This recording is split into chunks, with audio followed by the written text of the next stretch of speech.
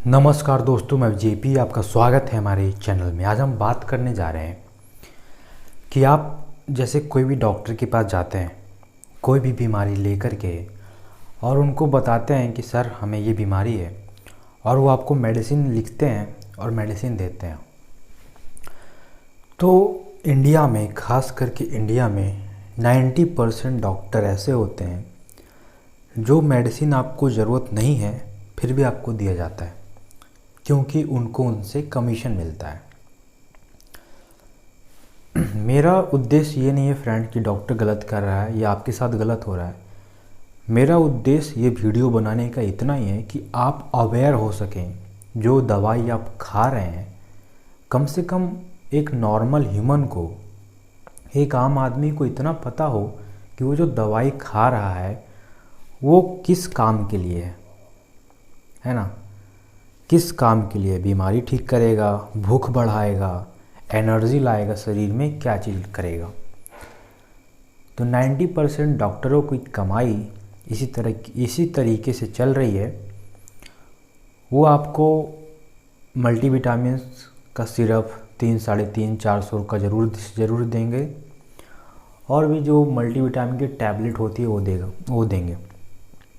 भले ही आप स्वस्थ हों, आपको सिर्फ डिजीज़ है, वो डिजीज़ के लिए ट्रीटमेंट बाद में करेगा, पहले आपको मजबूत करेगा। ठीक है। और ज़्यादातर देखा गया है कि जो गांव क्षेत्र में जो झोला छाप डॉक्टर होते हैं, यानी जो देखकर सीखते हैं कि पैरासीटामोल बुखार की दवाई है, एसाइक्लोफिनेक दर्द की दवाई है, जो देखकर सीखते हैं वो ज़्यादा खतरनाक होते हैं। ठीक है। मेडिसिन में ऐसा नहीं है कि आप देख करके सीख गए तो सब कुछ है। तो फ्रेंड्स, मैं इस चैनल के माध्यम से आपको इन्फॉर्मेशन दूंगा कि कौन सी बीमारी में कौन सी दवाई आवश्यक है, खानी चाहिए, और कौन सी आप नहीं, मतलब खानी तो चाहिए लेकिन आप अवॉइड भी कर सकते हैं।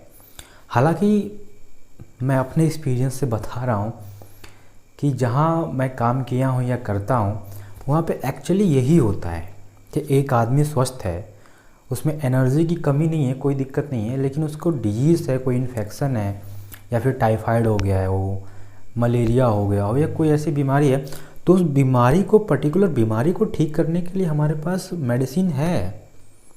टाइफाइड को ठीक करने के लिए है, मलेरिया को ठीक करने के लिए है, डेंगू को ठीक करने के लिए है। लेकिन उसके साथ साथ जो और भी जो एक्स्ट्रा मेडिसिन चलती है वो ज़रूरी नहीं है, उसके बिना भी काम चल सकता है। ठीक है।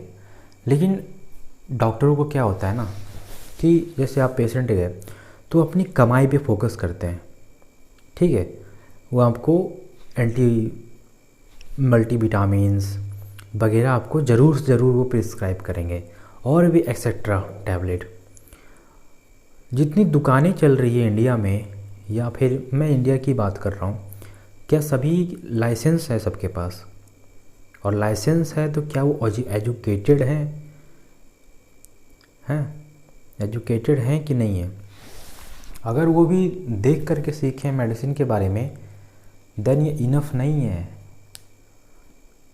इनफ नहीं है भैया। ये हर दवाई एक अलग डिजीज़, एक अलग पर्टिकुलर डिजीज़ को प्रिवेंट करने के लिए बनाया जाता है। ठीक है। और इसका जब तक आप स्टडी नहीं कीजिएगा कि कौन सा एंटीबायोटिक किस बीमारी में, किस बैक्टीरिया को किल करने के लिए काम आता है, जब तक कि आपको ये मालूम नहीं होगा, आप सभी एंटीबायोटिक को बैक्टीरिया किलर ही समझिएगा। ओके। और हर एंटीबायोटिक को एक समान मानिएगा, ऐसा नहीं है। Knowledge is most important.